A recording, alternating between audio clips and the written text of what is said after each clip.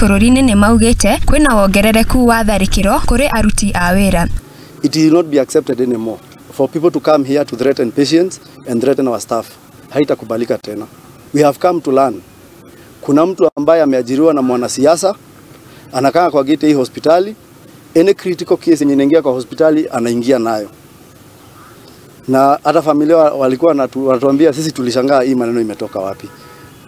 So haitakubalika tena. And these are warning to all politicians. Hospitali zetu will not be a zone of insecurity. It is unacceptable. Niathete na mbere na kuga thirikari ya kaunti nĩ ĩgũtigĩrĩra arigitani nĩ magitĩrĩtwo kumana na ũgwati. Niaugite indo cia thibitarĩ nĩ cikoretwo ciĩ nini na nĩ mekuongerera aruti a wĩra.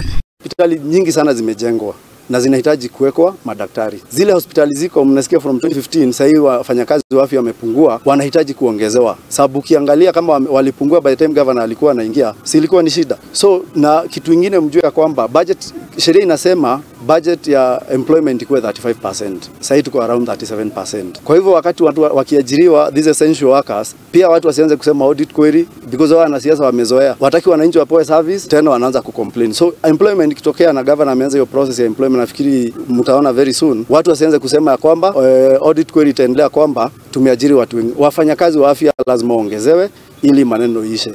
Samuel Maina, uria ni mama wa mwana uria gikuo giake kirambitie Mururungano ucio, niaugite ni maiganĩire thutha wa uthuthuria na kuona hatirari na Gutiganirio.